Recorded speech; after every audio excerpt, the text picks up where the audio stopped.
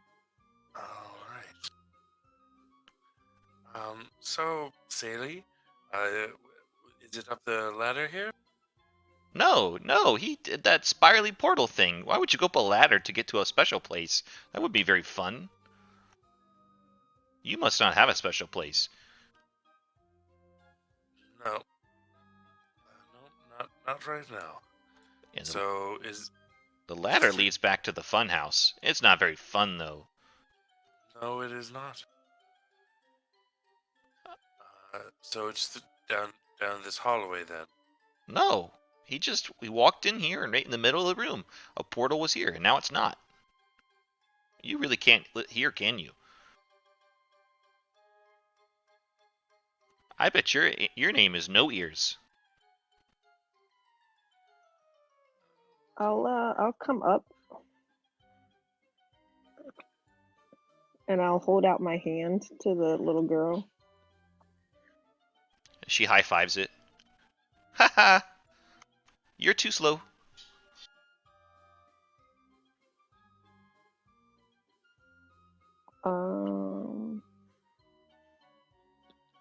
I'll hold it. I'll like get something out of my bag and I don't know, a gold piece and make a fist around it. Ooh, what you gonna do there? That looks fun. All you have is a Hold gold it out piece, to though? like guess. Like put it in one of the hands and like shuffle them up and then put them out to guess. Like for her to reach one. I choose both. That's not how the game works. That's how I play. Anyways, you're not playing right. You gotta play with a platinum piece.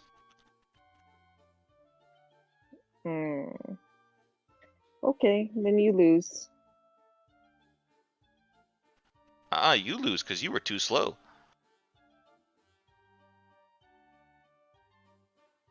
I'll just reach out and try to grab her arm. You can do so, yeah. No problem. And I will just nick her. Well, Like mister. Yeah, dagger or something. Like into my mace. You see a little drop of blood kind of, not the white marshmallow ooze, but like a real blood droplet come out. And she's kind of screaming bloody murder at this point.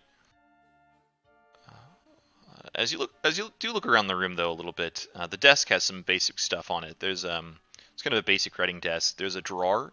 You can look inside there if you'd like, but there's also some things on top of it.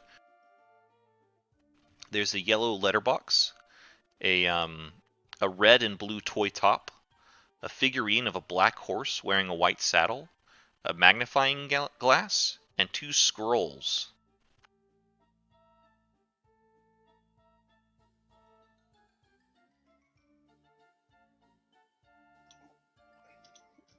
All right. Elwood, do you Well, know what those scrolls are? Nisa might have a better understanding. She's more proficient in magic than I am. Yes, Nisa. Would you mind taking a look at these scrolls?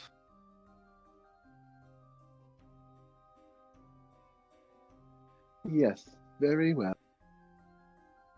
And then after that, when Rell's doing her thing, and Victor would be like, "Oh, Sally, I'm sorry. Sally! But- Sally! That's what I said, Sally." It sounded a lot like Sally. She's so What? mean. No, said she's Sally. I said Sally, but no, my friend Winrell here is just a bit clumsy. I'm sorry. She doesn't seem consoled. As you look over the scrolls, Nisia, it's like instruction manuals on how to be a jester or a clown. And what this does for you mechanically is you guys have unlocked 2 new subclasses that if you so choose to use, I'll give you access to. Or I'll send the PDF in Discord. But you can now be the Jester subclass, which is a rogue subclass, or the College of Clown, which is a bard subclass.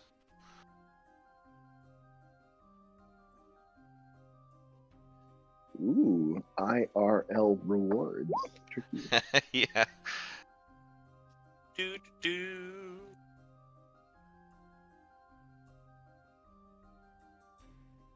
I'll send those to you a break. I think I can. But I'll get those to you for sure.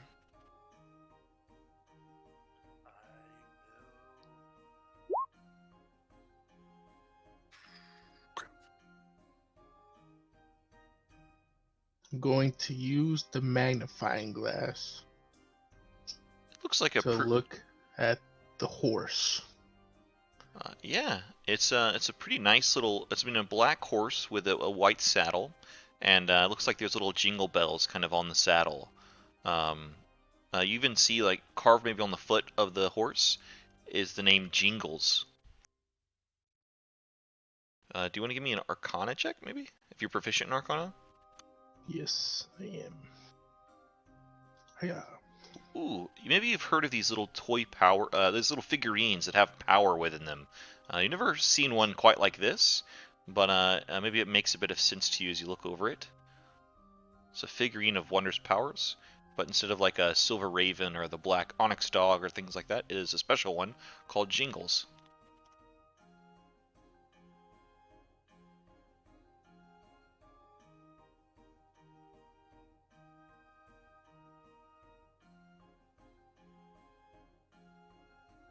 The magnifying glass looks to be like a proper working magnifying glass, but nothing special. So what? Sorry, what else was on the desk? There was the magnifying glass, the horse, 2 scrolls, and there was something else. There's a red and blue toy top and a yellow letterbox. Scribbled kind of on the box, on the yellow letterbox, it says, "Children, tell Happy Jack what makes you happy. If you do, we'll go to my secret happy place." As you kind of look at the letterbox, it appears to be empty right now. And there is paper and pens and like writing utensils and stuff. And there's a drawer. There's a single drawer on the desk too that hasn't been opened. I'll open up the drawer. As you look inside, there's a leather diary and some more writing stuff. I'll grab the diary and just I guess go toward the final few entries and see if there's anything about new children or. As you open it up, most of the diary kind of consists of random sentences, but you can see that the past few, and maybe if you look at even more, every single entry is addressed to the same person, Annalise. And they say things like, "I hope your training, Annalise. I hope your training is going well. Annalise, I miss your giggle. Annalise, your name is beauty to me. Annalise, I am at a loss for words when I think of you."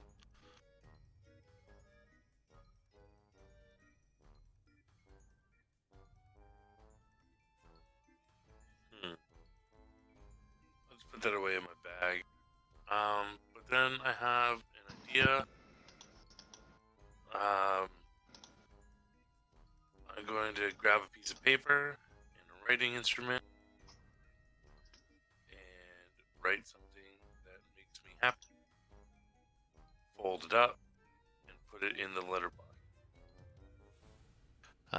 Saley kind of cheers up a bit. "Oh, I did that too. You want to know what I wrote?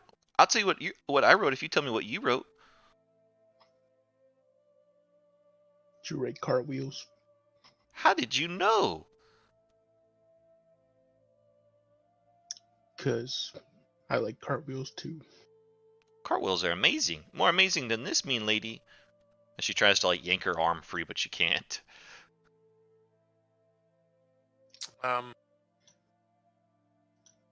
Saley, do you know how he opened the portal?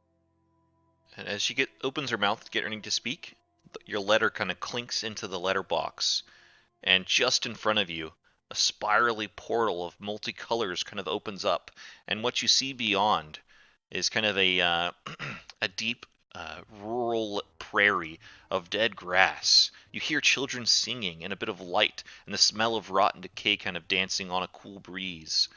And with that, we'll take our break. Okay. Yeet, yeet. All right. Yeah. As we open the portal to the secret place. Let's meet back at 36 minutes past the hour.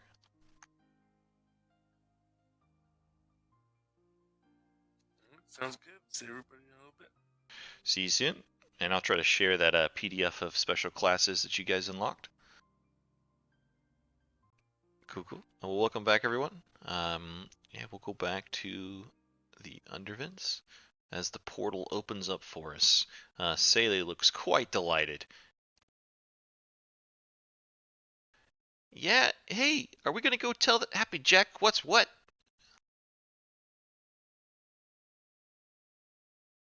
Well, why don't yes, you can come tell him, but why don't you stay behind us while we do this? That way, because we're going to be mean to him, and we don't want you to be in the way. I'm not a baby, you know. And she tries to step through the portal, but then gets kind of like pulled back as she once again can't escape Winrail's grasp.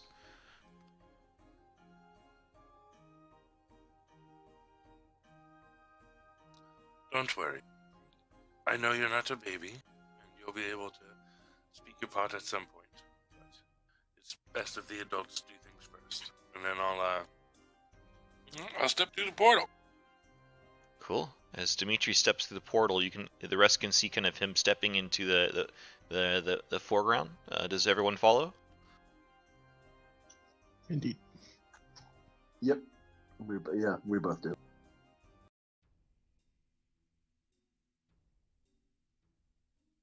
What you see as you step through, the portal transports you to a rolling prairie of dead grass. Dusk looms in this cold, dead area, and the smells of rotten decay dance on a cool breeze. In the distance, a tall tree blooming with pink flowers and yellow fruit grows on a hillside covered in lush green grass. A tall figure with fiery red hair laughs and claps as 8 children chase each other around the tree. That's it, mister. That's Happy Jack, and that's those mean children. As you look across the way, you see the 8 children you rescued, dancing and playing around this gorgeous, massive, beautiful tree. And this is Happy Jack. Yep, that tracks.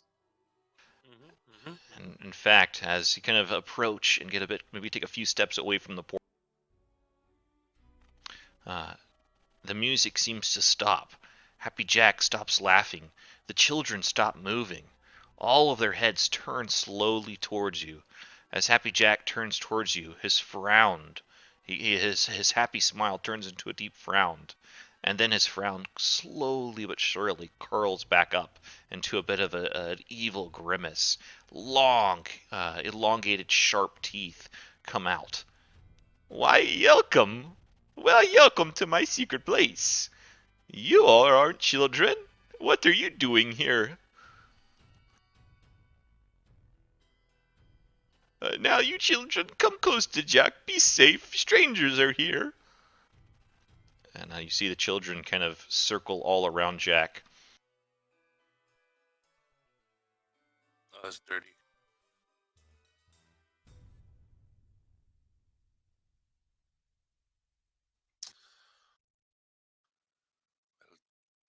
Jack, we're here to take these kids away.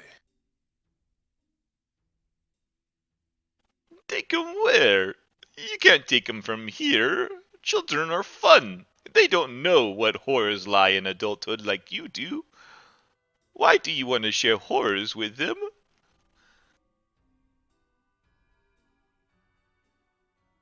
Because there isn't just horrors when you're an adult. There are good things. No, no, no, no. I made the children better. They will never grow old. Now they will never stay in the world.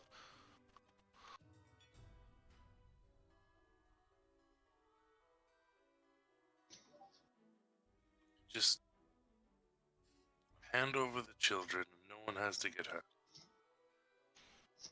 No one will be getting hurt unless more threats against the children are made. Well, you can hurt that awful child over there. Saley, you're no fun. I told you to leave. See, mister? I told you he was mean. We're not threatening the children, we're threatening you. Huh. I see. You fancy yourself heroes.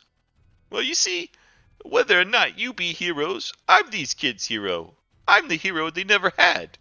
At this tree, they can do whatever they want. They can be whatever they want for eternity. And you would take that from them? You are not heroes. No, what you give these kids is a false reality. It's no better than the world outside. I wonder how Alicia would feel seeing you like this, playing with kids, being a joke. You see him choke up a bit at this, the mention of Annalise. Oh, you... Oh. You have sadness in your eyes. What's your sad origin? Don't focus so much on mine. Surely, one of your parents murdered by orcs, goblins, some other sad backstory. Well, you and me got it, but not these kids. Not for them. Hardship is a part of life, and is how you become a better person. But some people crack under that, such as you and me. But people like us could teach these kids not to be cracked under such terrible past.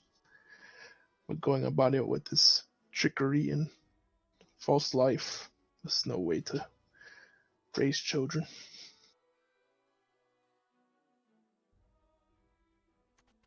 You don't understand, mister. You think there is hope. Lessons can be taught. No. I was born into Venom. I'm a von Zarovich. My family tree is such poison. It's the fang that can't stop biting. I could never do anything to change that. But I can change these for these children. Just because you're a von Zorovich doesn't mean you're bound to the same path that your father has. You could have been better. Instead, you've become like a twisted version of your father, thinking you're bringing people happiness. Those children don't know what's going on. They're brainwashed. How is that better than life? You see Jack kind of edging the children along a bit closer. It seems to be getting more and more curious as you all kind of saying what you're saying. No, you can't get better. How could Jack get better? They're not brainwashed. They're having fun. You don't know what you say.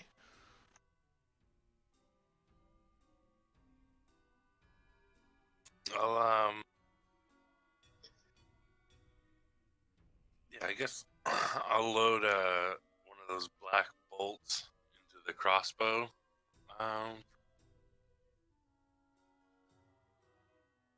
And then just say, people can get better. You're not, just because your name is von Zorovich doesn't mean you have to be like your father.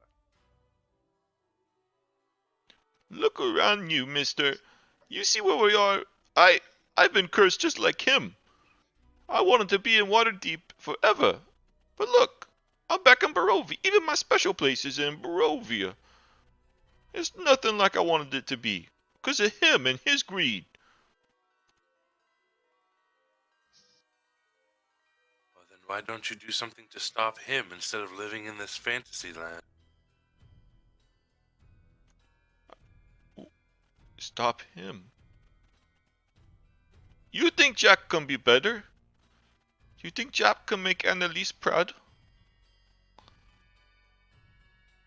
Waterdeep. You're not the only one who's trying to fight your father. Has grip with your father. Everybody in Barovia wants to see your father go away for a long time. Instead of working against the people, why don't you work with the people? You make people happy. You make bad Jack Dad go away. Jack can help with this. Yes, you can. No, you don't know. Jack's stuck just like Dad. You, but Annalise not. Children not. Silly not. No, Jack's stuck. You what? What Jack? Jack can't help. What can Jack help? If Jack got the same blood as his dad, then that means Jack's strong too. Tell me, you want to make all these kids happy forever, but what about you? You'll never be happy.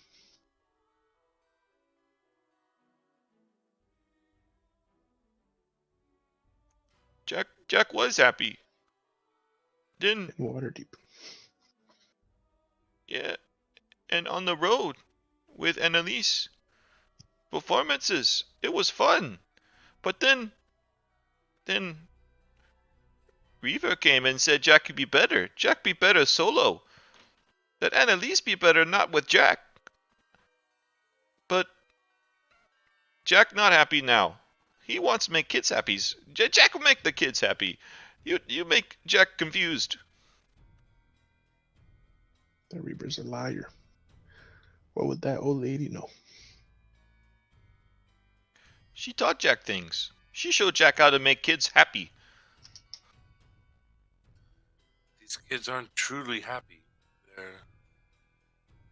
It's all fake. You can make kids happy, but not like this. As, When we were going through the Reaper's journal, did it say anything like using Jack or not caring about Jack? she seemed to be like very fond of Jack, very endearing, but like a possession, like a prized possession. Definitely Yeah, trying to brainwash Jack. the Reavers only saw you as a toy. We saw it ourselves. She wrote it down in this book. You see, Jack kind of clutches his skull, and like claws kind of come out. You see, it scratches his white face paint. They begin to streak with red a bit as he kind of clutches his head, and he kind of looks pretty like almost like very confused, angry. Jack, Reaver's lies to Jack. Reaver made Jack something else.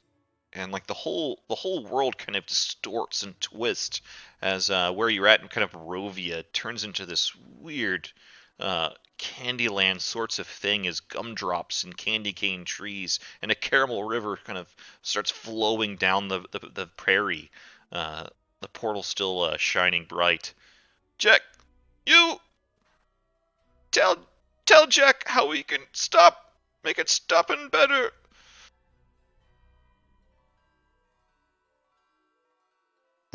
Remember the man that you were with Anna? Remember who you were?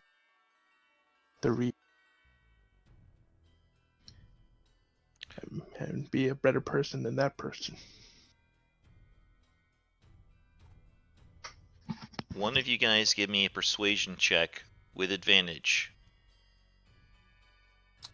My persuasion's +3, so if you get higher.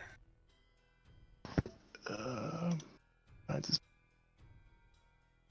What was yours? +3. Okay.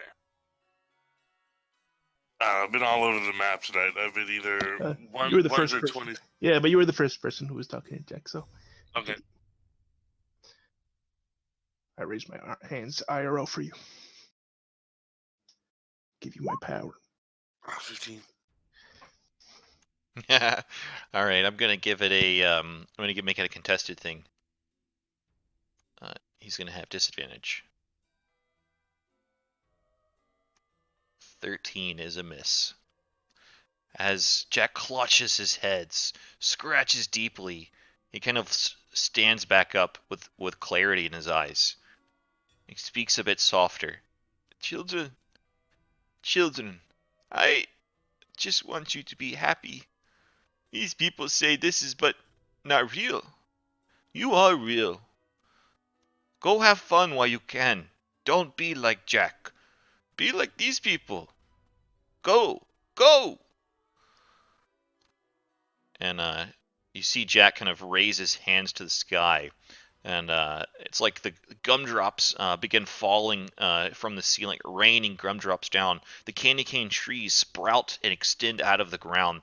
This whole fantasy realm kind of coming to a chaos as it's being ripped apart. The children sprint across the prairie straight for you. I'll run up to the river here and wade through a bit to like try and help the kids across the stream.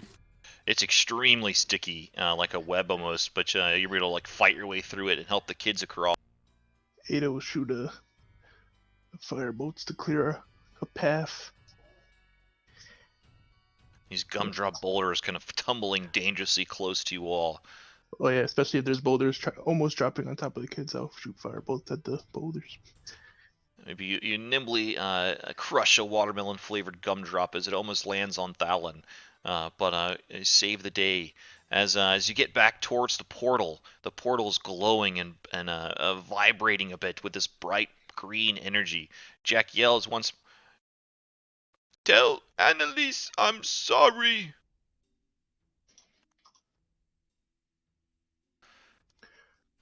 My next performance is gonna be for you, Jack. Remember, next time I see your dad, it'd be nice to have a jester or a school of clown on our side. And me and Ada will give him a thumbs up and head towards the portal.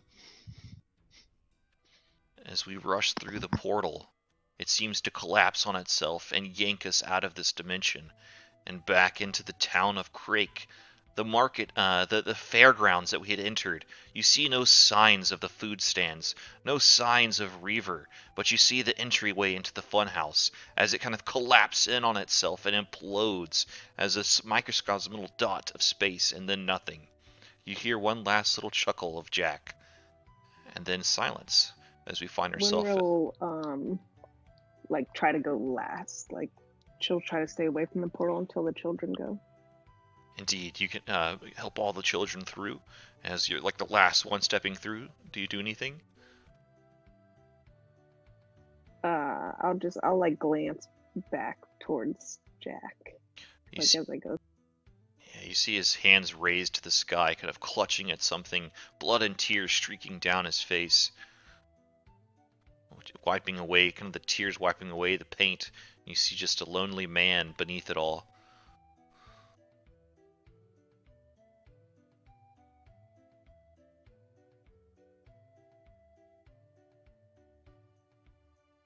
But we come back to the snow tree-covered village of Crake. The Baroness comes rushing forward with the parents behind. Winrel, Nisia, Dimitri, what has happened? You rushed out so fast. I am sorry that we were a bit late. The children. What has transpired here? What?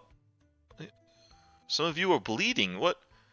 It's only moments have been gone by. What has happened? The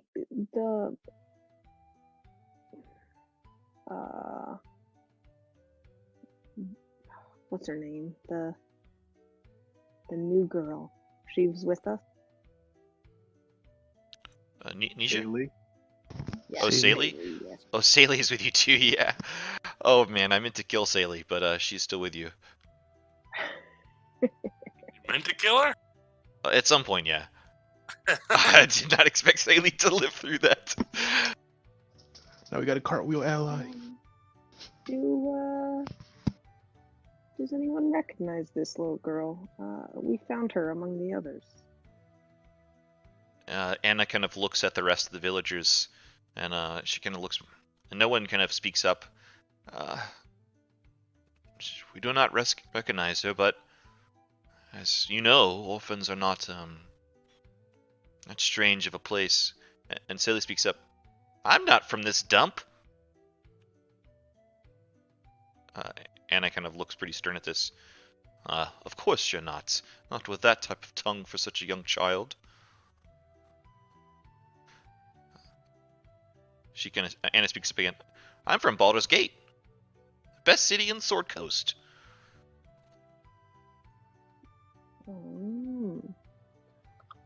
Well, maybe you could stay here for a while, and perhaps we can figure out how to get you back there. I'm not staying in this dump. Also, you weren't mean to Jack. You were nice to Jack. What's up with that? You're supposed to tell Jack what's what. Did you not see him cry? Staley, this is all a bit complicated, but You see Anna kind of move over as you get ready to explain things to Sally, and she takes like her elbow and kind of smacks her right in the back of the head and knocks Sally out. That disrespectful child. I'll take care of her. She'll be in better shape in no time. just gonna her concussions. What? And that's crazy. How mean does he want us to be with Jack? Made him cry and kill him. I know.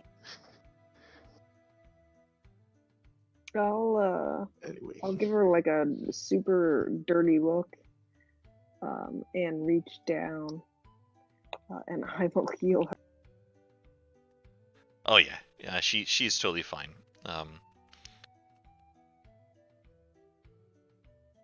It's nap time. Shh. I could use a nap after that. Then I'll kneel down and kind of speak with the kids, the other 8 kids, and just be like, "Are you all right?" Shaliki in tears kind of rushes up and gives you a hug, and she kind of looks up. Dimitri, I thank you. It was fun, but only for a moment, and then we couldn't. I just don't know. Thank you. You are all welcome.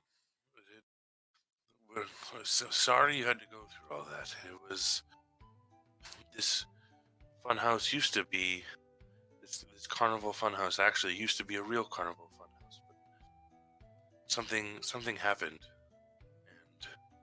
and it's all right now. But I do need to know what happened to Rictavio. I heard he took you in there. Oh, Mr. Octavio, he got turned into a kid. Yeah, Jack laughed at him first and said that what did he say? Something about sadness in his eyes and adults are no fun, and then turned him into a kid. I look amongst all the kids. Tavio. You see 8 kids, no Rictavio. And while all that's going on, I'll keep talking to the adults, and it was really all just illusions in there, very, very disturbing illusions. But eventually we found Jack, and he's gone now. If he ever shows up, don't let him in the town again. But I think there's nothing to worry about anymore. Anna speaks up again. Well, we can't thank you enough, and we're very sorry to put you all through this. I had remembered Happy Jack as a young girl, and it was such fun. I could have never guessed that such a tragedy happened. Of course. I mean, you never could have known. It's amazing what you guys are doing for these children. They're very lucky. I mean, they're better off than so many of the children in Barovia. In fact, you see some of the parents, the adoptive parents, kind of approaching the children and giving like taking their coats off and giving them to the children and checking in on them and making sure they're okay and just saying how sorry they are.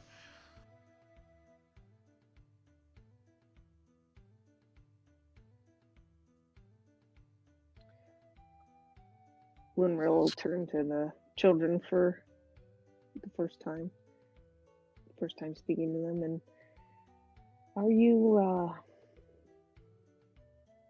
all happy here?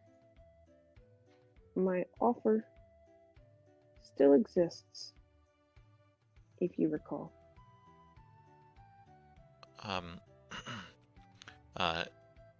Windred speaks up. Ma'am, this place is nice. Nicer than Barovia, and nicer than the werewolf den. The biggest thing is we're all together.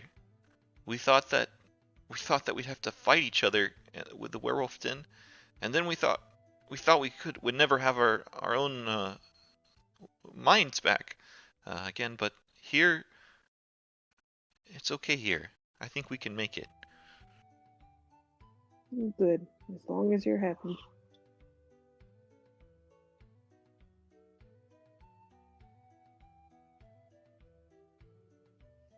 And then I'll turn back to the adults. As you turn back, you see that like a shocked, almost terrified look is upon Anna's face as she's kind of looking down the path with a like open agate mouth, and you catch the word, the abbot, and maybe you kind of turn to look to see what's up, but you see this tall, handsome young man with just bright, beautiful features, kind of priestly garments, holy indeed. Looks kind of like this. Did that show for you guys? No. Nope. Okay, let me try on another page.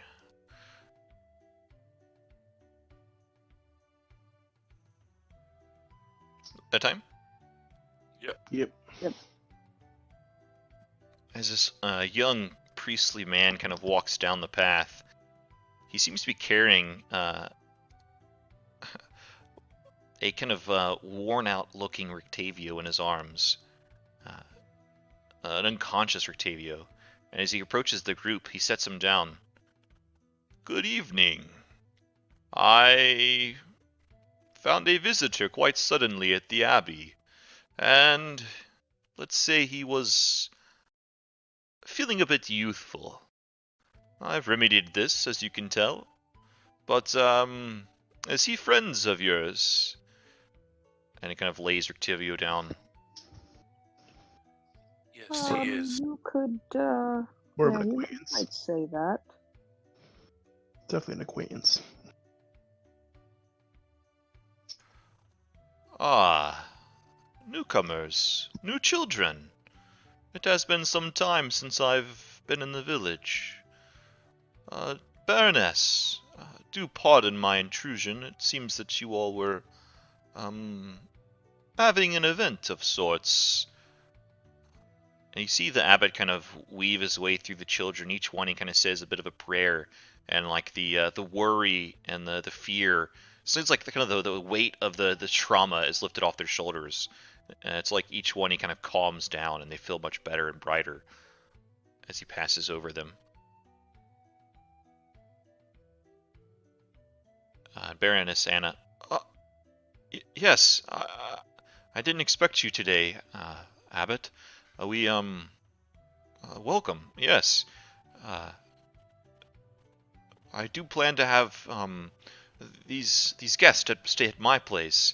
I am sorry that I will not have room for you tonight, but if you'd like to come by and take care of what we talked about, that would be very appreciated. Dimitri and I would be in your debt, but and Abbott kind of sees her fumbling a bit. No worries, my dear. I would love to have dinner with you all, but I have plenty of room at the Abbey. No need to host me overnight. And Anna looks to you all. If you need a place to stay, as I said to the abbot, I was intending to let you stay with us. Uh, you can tell that many of our homes here in Craig are very humble, but Dimitri and I's home has a little bit of extra space, plenty for you all. It I'll reach down to heal Rictavio, or attempt to heal Rictavio. It's no bother. I have plans tonight. I imagine the rest might stay.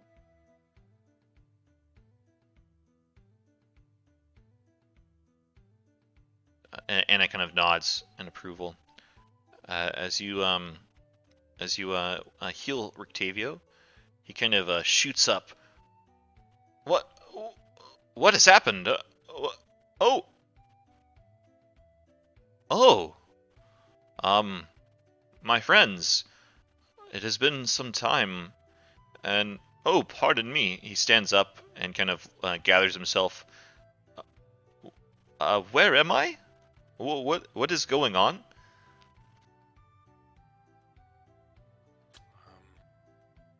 Well, a lot has gone on, actually, since the last time we met, but it seems that you were in some sort of not so fun house created by a painfully tortured individual. And we, luckily, we made it to you in time to rescue you and the children here.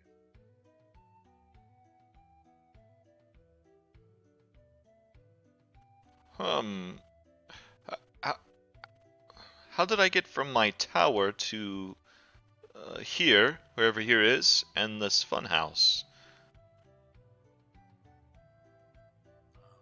I'm not sure how you got from the tower to Craig, but we visited the tower as you suggested,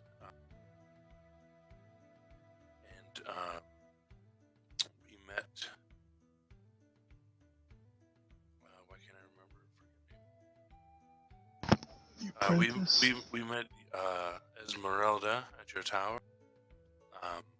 She is somewhere else now. Then we came here to find that you had taken some children we rescued into the funhouse for a day of fun, and then you were all lost in there. It's only a bit of a bit of a moment of like recognition, and he kind of when you say Esmeralda, and he kind of grimaces. Esmeralda.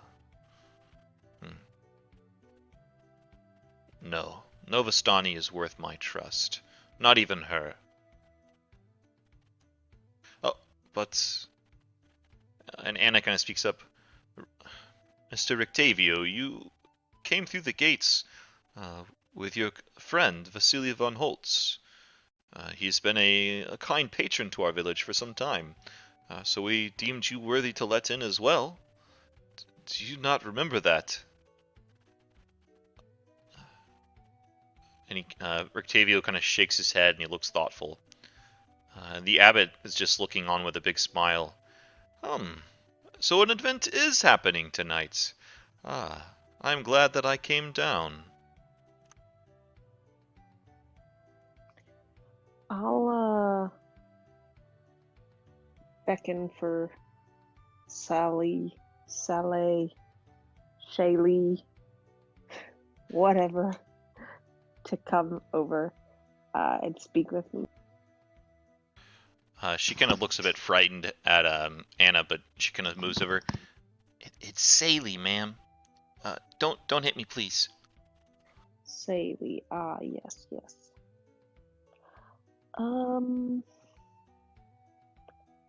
If you don't want to stay here, you can come with me. Sure, anywhere is gonna be better than this dump. Little does she It's knows. not it's not fancy, but it's fun. I like fun. Can I do cartwheels there? Sure. Okay, I'm game. But you gotta carry me there, piggyback style. Oh, just wait. Wait and see.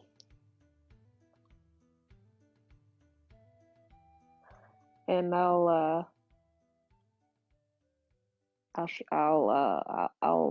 like start walking away with her, and say,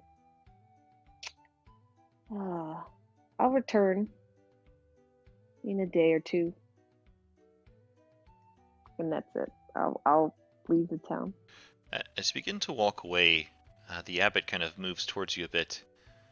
Dear, dear, I can heal most, but do you mind if I have a word in your ear?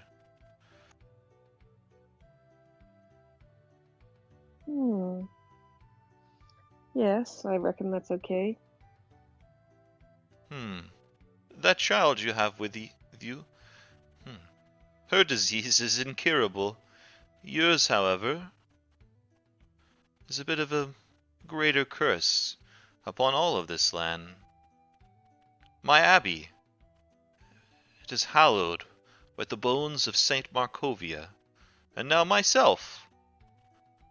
Simply going by the abbot. I had a name at some point, but I go by what the people call me. However, you see Markovia, even her bones seem to lose their splendor.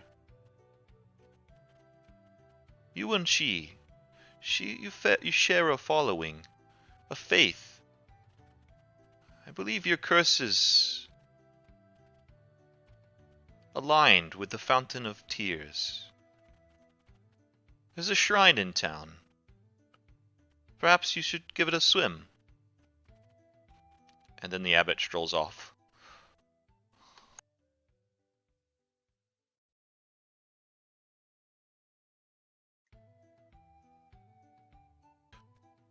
And as the abbot kind of moves among the children and the crowd, he seems to cast he seems gives out his prayers as well, and all of you are healed back to full health.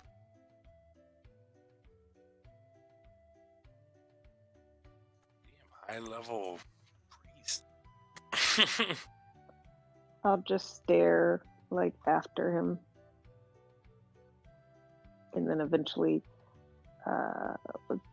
turn around and walk out, like continue walking. Cool.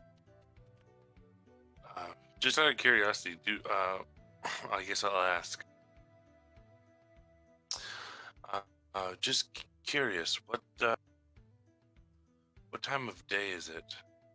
It was midday when you arrived, and it only took you like a few minutes to get there, and it's like not much time has passed, so it's only a little after midday.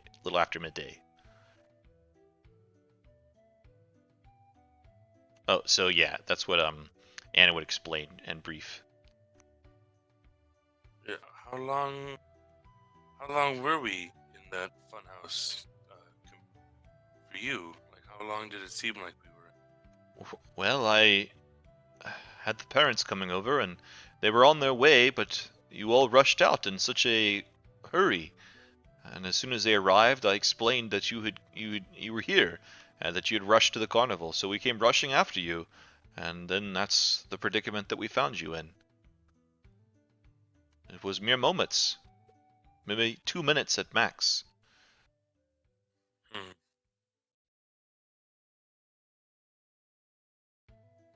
Do any of you have lingering illnesses or diseases or anything like that?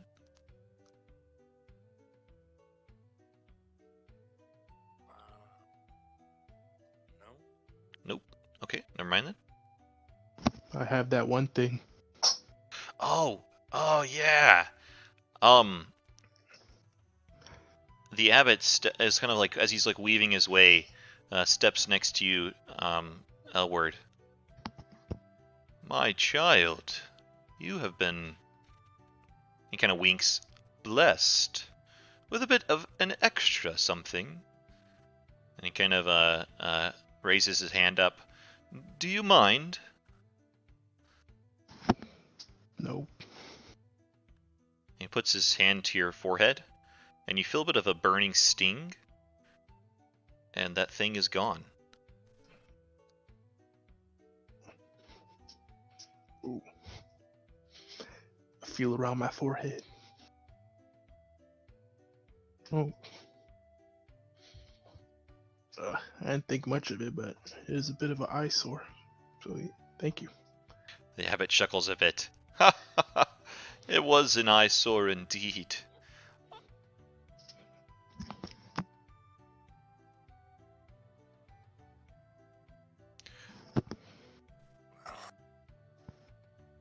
Baroness, I'll meet you at your house. I believe all is well here. And he kind of smiles back at you all once more. Oh, I cringe when he says that. But as he moves past, yeah, that's all that happens. Oh no, he calls out, all is well, but nothing comes without a price. Mm.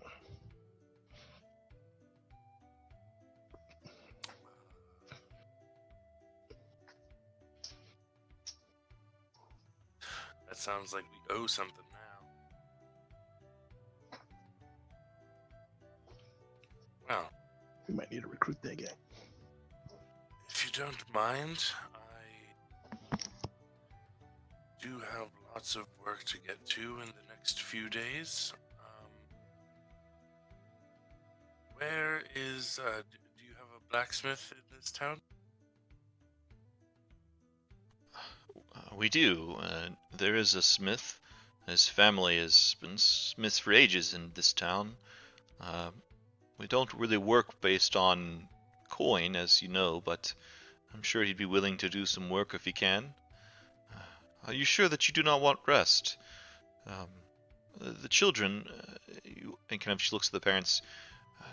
Do you mind taking care of them and making sure they're well looked after? No more carnivals for us for a while. And the parents kind of nod and shuffle the children off.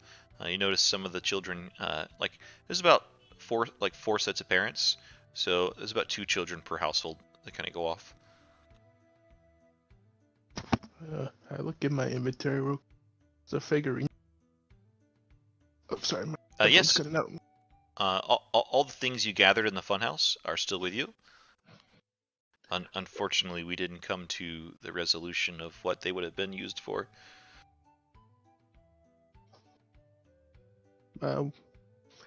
What kind of figurines are there? Like wooden figurines? Or like 6-inch statues? porcelain. So got China what do you- doll. Yeah. What do you think, guys? Want to trade? Think I can make some gold off this, or should we just give it to the kids? I don't really want to be carrying these around. We could give them to the children they represent and come. But then some of them will be left out. So unfortunately, we didn't get all 8. We only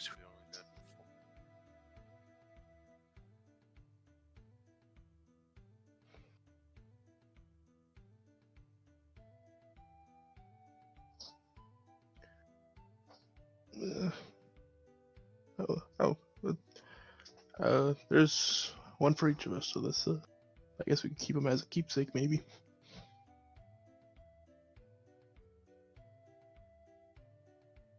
Which ones do you like more?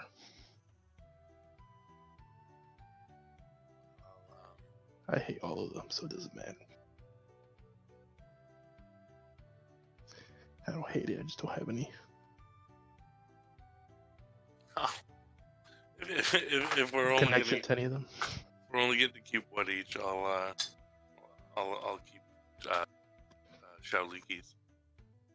Nizia will kind of politely decline with a wave of her.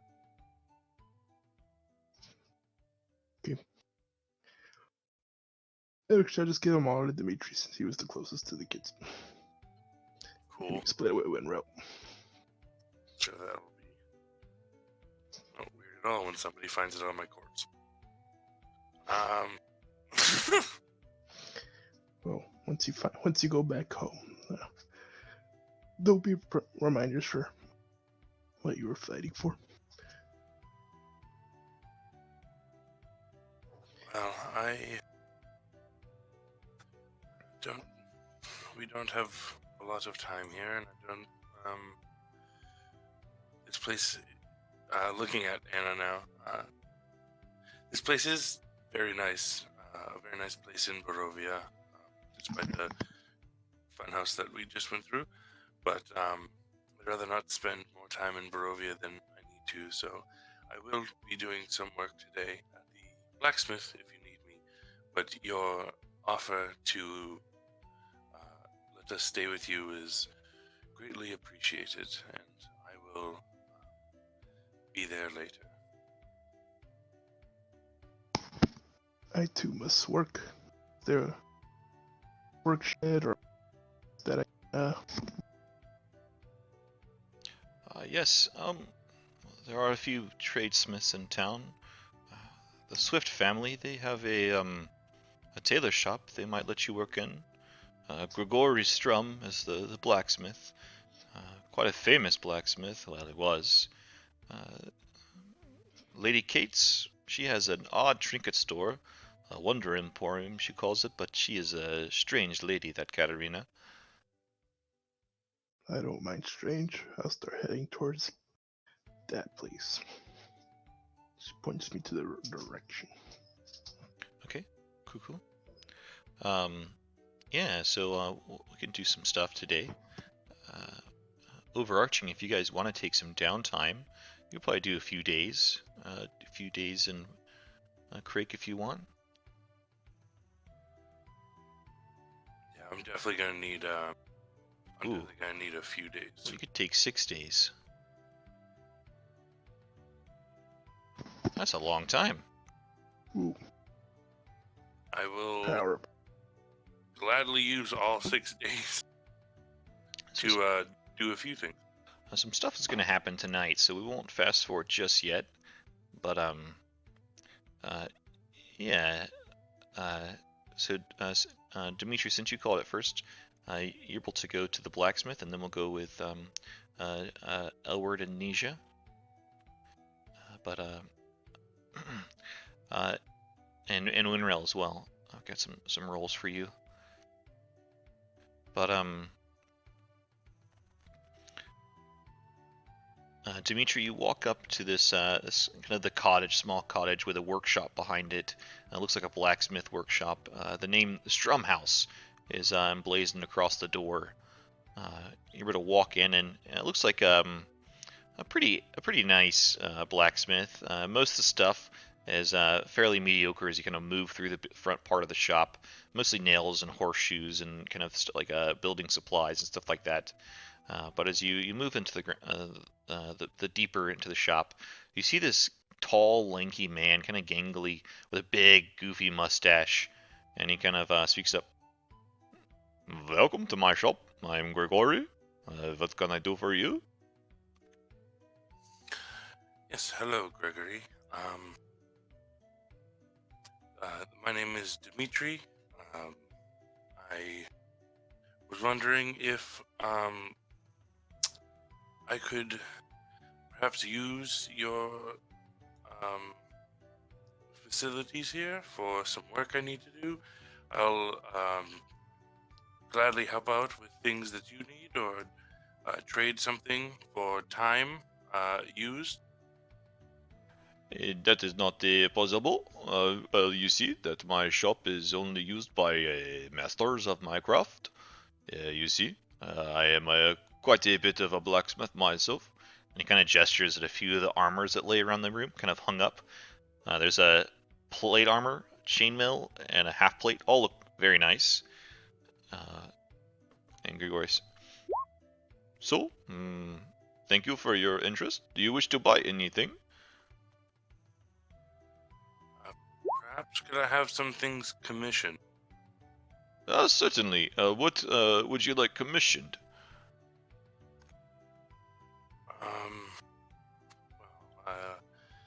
There's specialty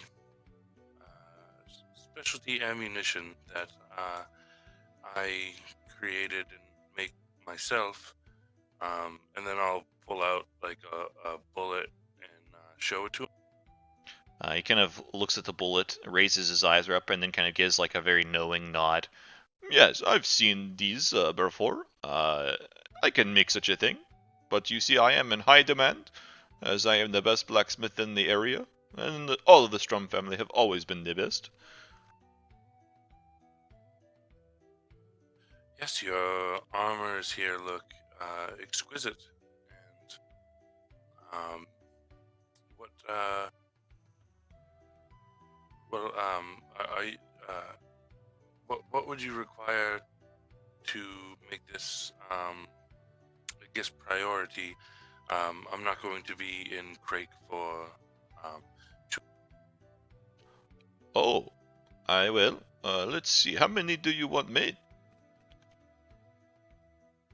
hold on. I should have done this beforehand. But we're just splitting up party loot evenly, right?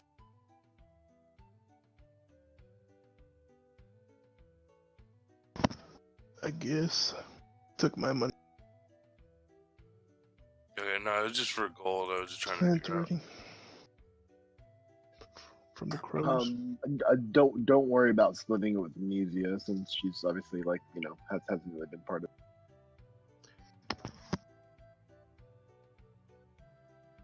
Well, if it can be done, Gregory, I was hoping to get anywhere from 80 to 100. Well, I could do this, yes. It will be, let's see, 80 to 100. That is going to be 80 gold pieces. And I'll have it done for you in, let's see, about 10 moons. 10 moon cycles. 10 months.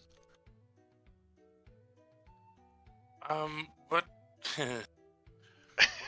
Sorry. Well, how many could you do in 6 days? In 6 days I could do half of one. You see, my process is very delicate. I have to work very skillfully.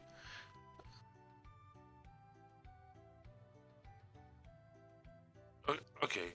Well, I need more than a half of one in a day. 6 days. I need quite a bit in 6 days. I was hoping to have the 80 done in 6 days. Would it be possible if I gave you a hand in the process? I would still pay you full price, obviously. But I am in a bit of rush for these, and I do need. No. This shop was built by my grandfather, and only the Strum family can use this. Only masters of our craft, like me, as you see, a great master of blacksmithing. Yes, I see you are a master blacksmith. I am no blacksmith. I am a master of my craft, though. If that makes a difference.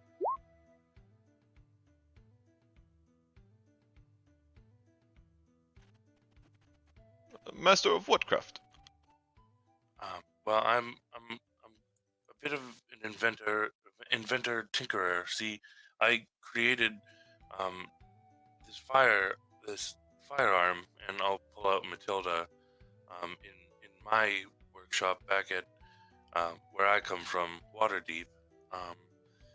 And I also created the bullets that I have. I've used quite a few of them here in Barovia, with fending off the many dangers of this land. Oh. I tell you what, Gregory has an idea. If you let me put my signature mark on that weapon, maybe, and tell everyone that Gregory made it for you, you can use my shop all you want.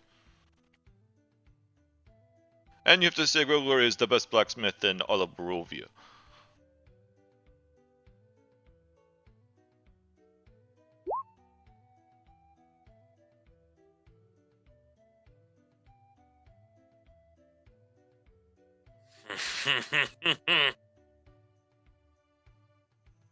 Oh man. Well,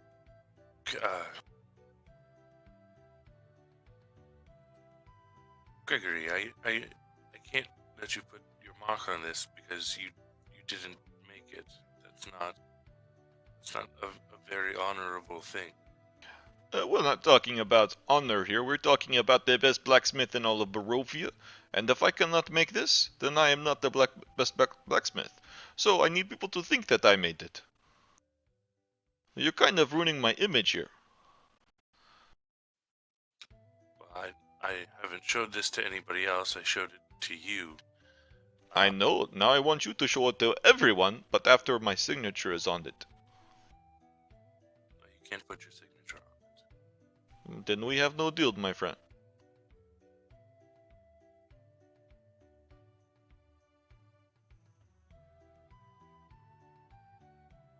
I guess.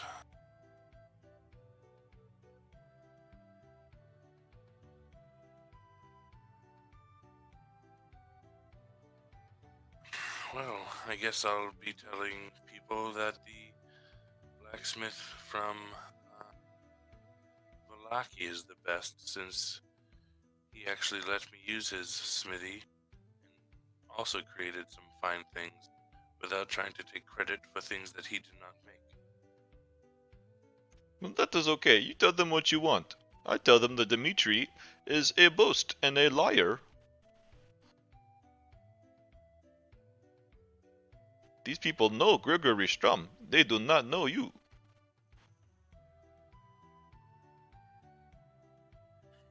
Alright, well then that's that. I'll guess I'll leave that. Sorry. Yeah, I don't really have. I'm not letting him put his mark on the weapon. As you kind of walk out the shop and kind of get a look over the, it looks like the armor, even though it's exquisitely made, it looks like it's it's not been freshly made by any means. All of that's been made for quite some time. The only thing that looks like they've been freshly made are like the nails and like the little tiny hinges and small things. Nothing technical at all. It looks freshly made.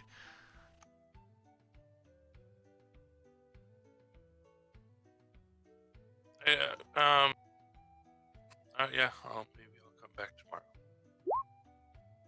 Try something else. Okay. All right. Now we'll go with Elward. You were headed to the Wonder Emporium. Oh, and a posted experience for Jack and the kids, 1,425 each. And Dimitri, go ahead and take 250 for that roleplay. And Elward, you were headed to. Oh, that brings me to a level up, I think. Boom. You come to a little kind of hut, a bit of smoke, kind of You notice that there's like kind of a roasted chestnut smell as you approach this little hut, and you see the name Lady Kate's Wonder Emporium written outside it. As you come in, you see this kind of weird, quirky old gal with a big, fluffy purple dress. She seems to be smoking a pipe that actually looks like a wooden dolphin, and the smoke kind of coming out of it. The nice roasted chestnut smell. As you enter, she kind of speaks up. Oi, what can I do for you, my little darling? Look for a bit of a wonder in your life? Maybe a bit of love? It is so lonely and cold here. I could do with a bit of love myself. Oh, my name is Katarina. Sorry to be so forward.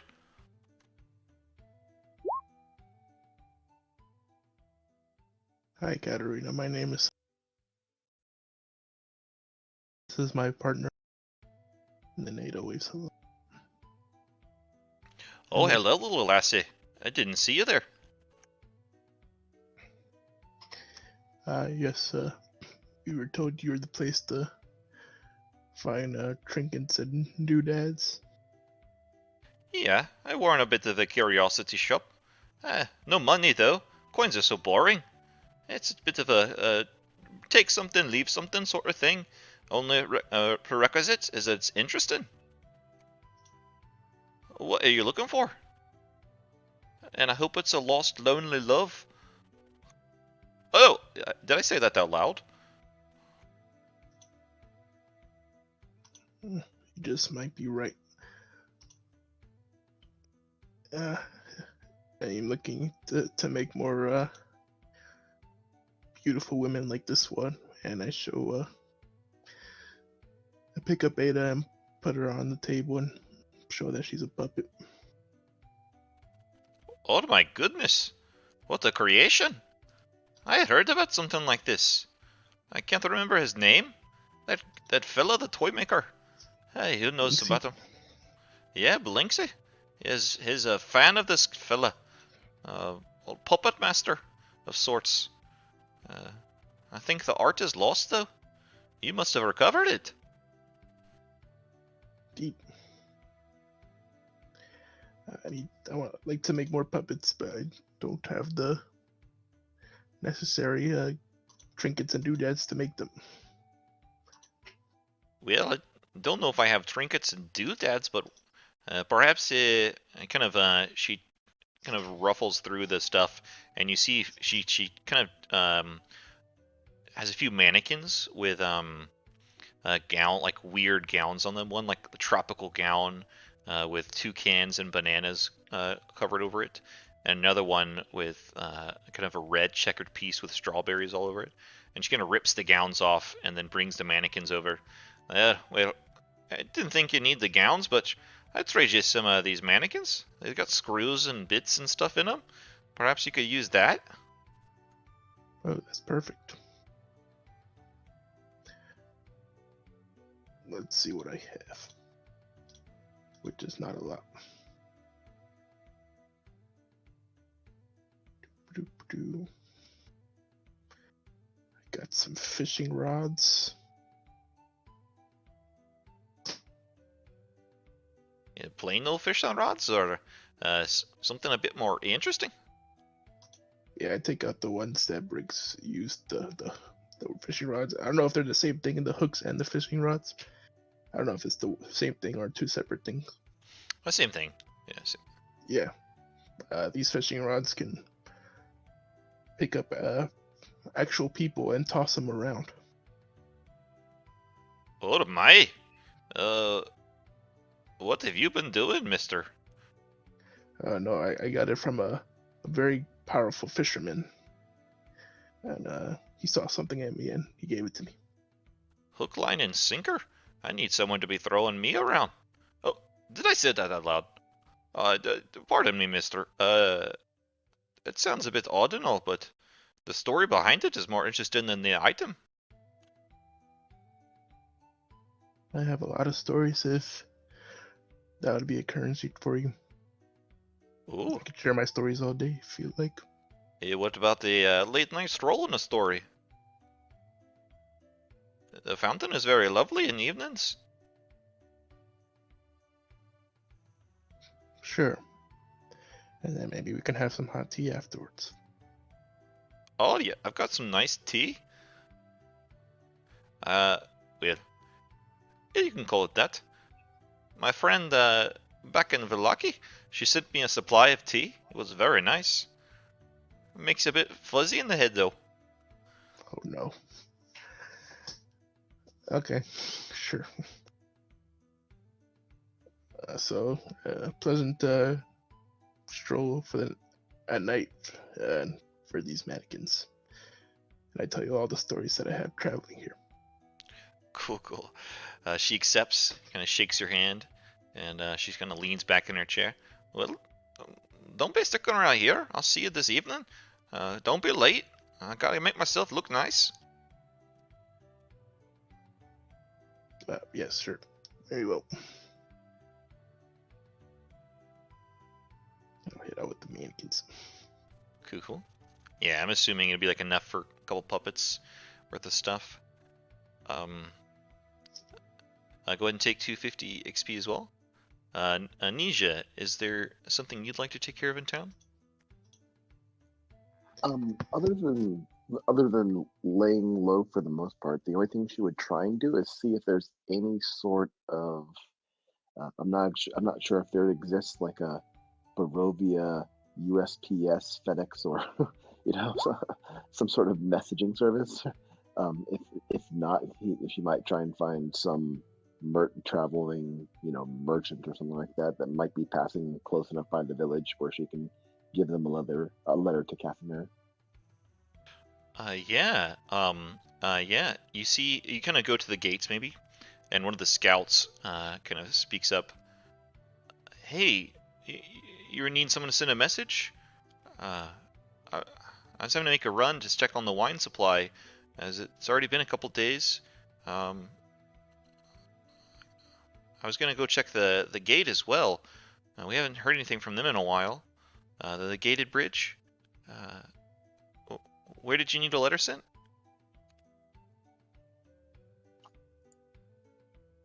Sorry, I'm spacing out on where we said the Dusk Elves resided. Outside Vallaki, just to there's like a little camp to the west of Vallaki. So yeah, I'd reply with that information. Oh, yeah, I can do that. That's kind of far. Do you mind maybe easing my travels just a little? I'll put a sealed letter with like a wax emblem that I wrote or bought from the store, and I'll put 10 gold into his palm. He kind of holds the gold for a second, and then looks at you confused.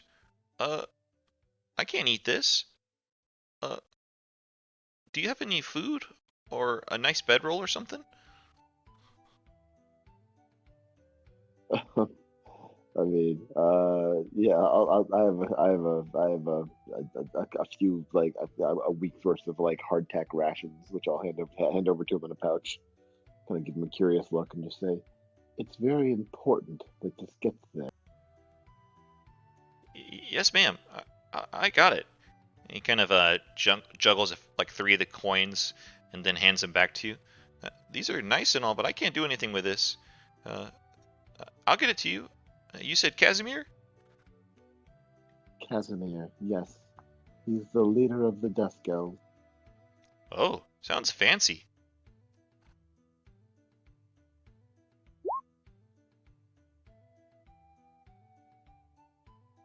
I'll be off soon. I'll let him know that you sent word. And you kind of see him take off at once down the old Svalich road. Cool. Roll a let's see. We'll give it a 75% chance of success. You don't want to hit 1 to 25. Roll a D100. All right, here we go.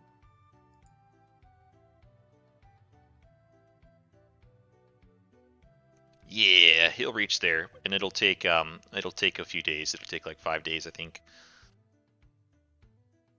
Gotcha. Yeah, and the letter will contain just some information about kind of my overall travel patterns, where I'm at, and maybe a little information about my current traveling companion.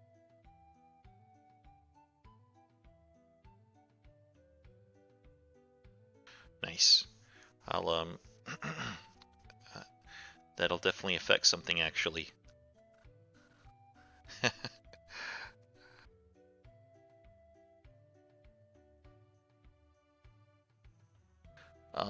Okay, cool. Winrail, as you're traveling, do you mind giving me a survival check?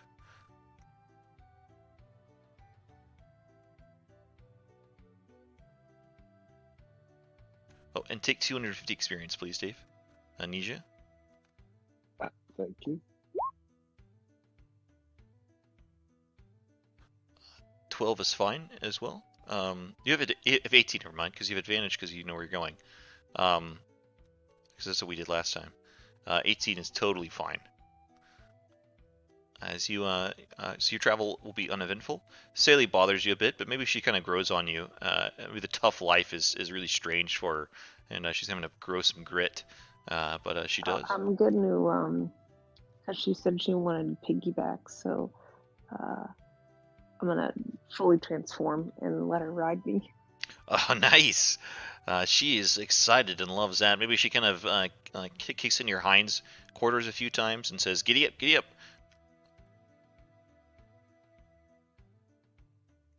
I'll tolerate it. Nice. Okay. It'll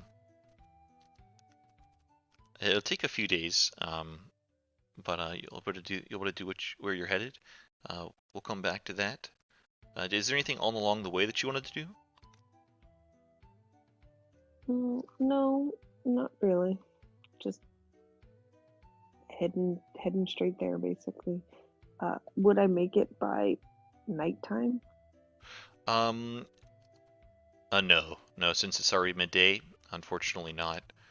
But you would on the next day. But is tonight the full moon? It is. Tonight is the full moon. So before the full moon, I'm gonna have to bite her, otherwise I'll kill her. Describe to me how you plan to do this.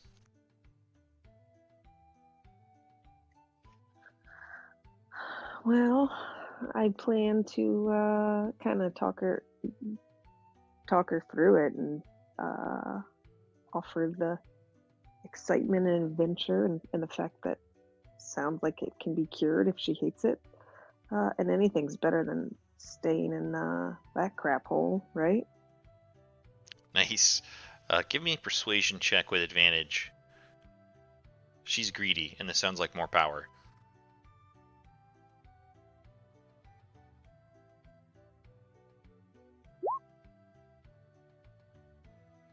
Oof. Let's see.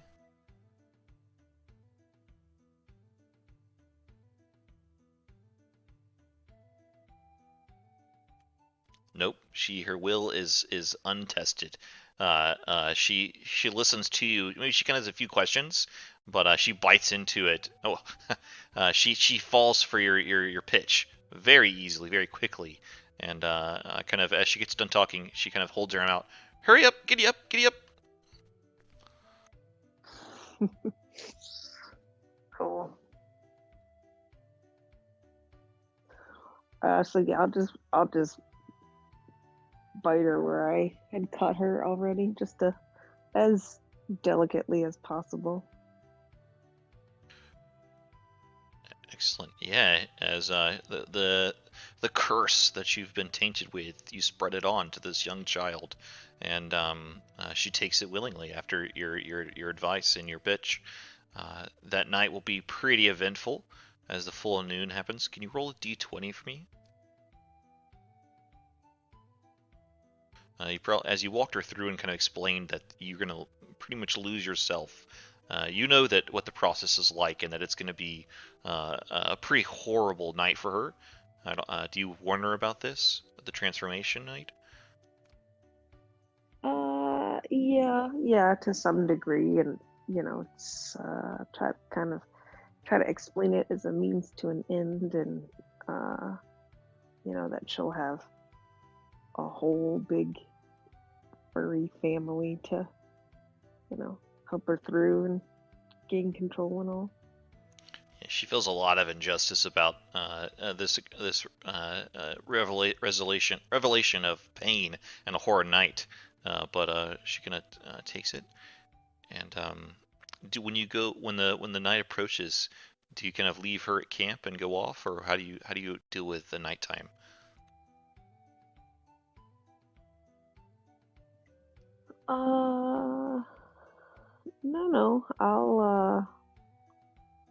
No, I'll stay with her as much as I can.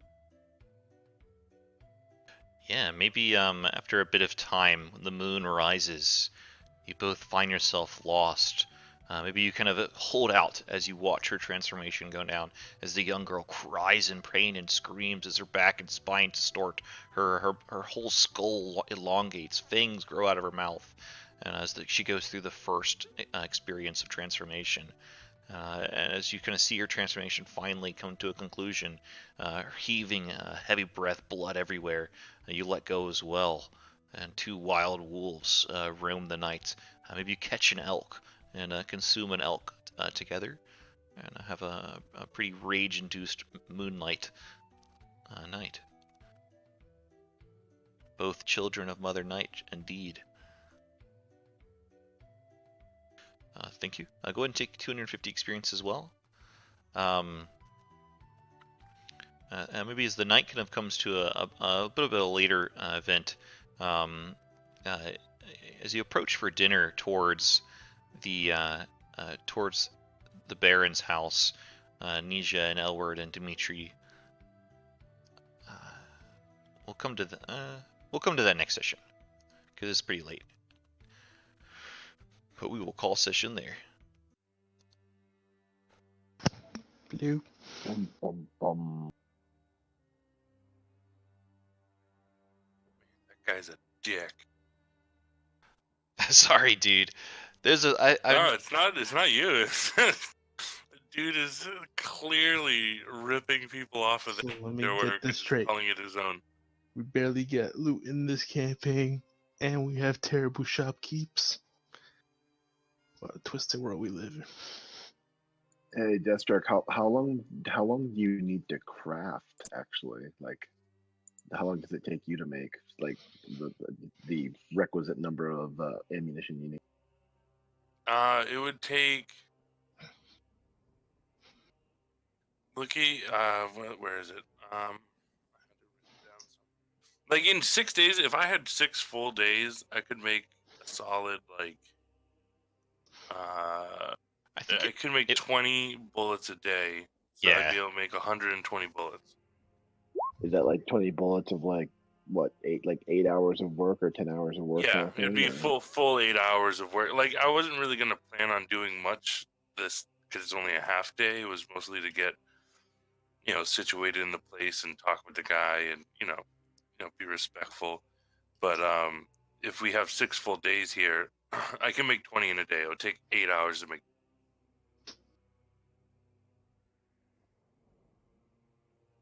Gotcha. Well, maybe you can come have it. Maybe you can come have a chat with Nisia another day in town. She tends to have a way with people. Can have a blacksmith off. Could do that. Let me give you all the hints that he sucks. I know he sucks. Beat him. But having a blacksmith off requires me to roll well also, and I don't have any of my luck, and I don't have any inspiration. Well, you are you, so that's good. So it's either rolling all ones or rolling all 20s, and I want those luck points in case they come up all one. Take the shopkeeper out on a date. You got the shopkeeper that's just lonely. You're lucky. I got the dude who's stealing everybody's work. I could disguise kit you as a female.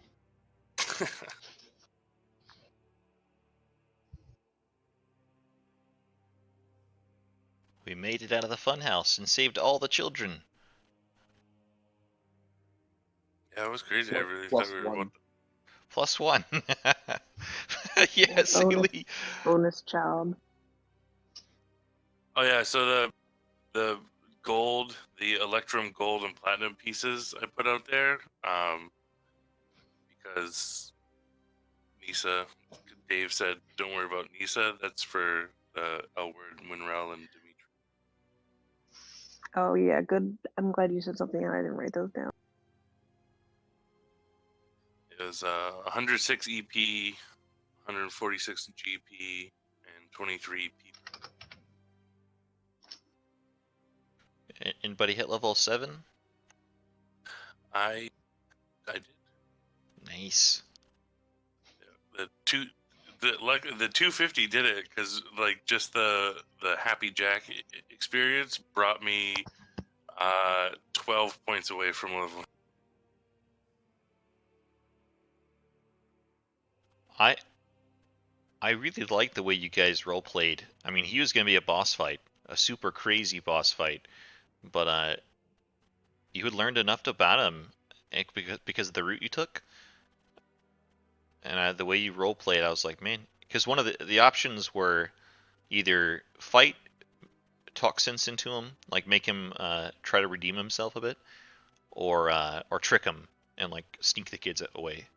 But I really like the way you guys role played that out. So does it? Now I'm curious. Can I know what the black bolts are now, or are those still a thing that can be effective? Oh, they're still outside of the yeah, fight? they can still be a thing. Okay.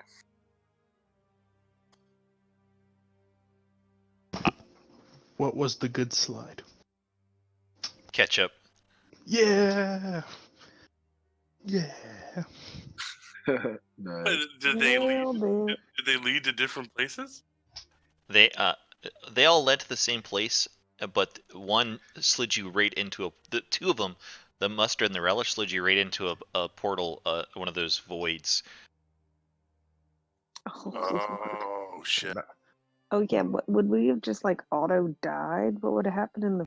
There was 8 voids scattered throughout the like the bottom part of the funhouse, and it would have randomly sent you to one of them.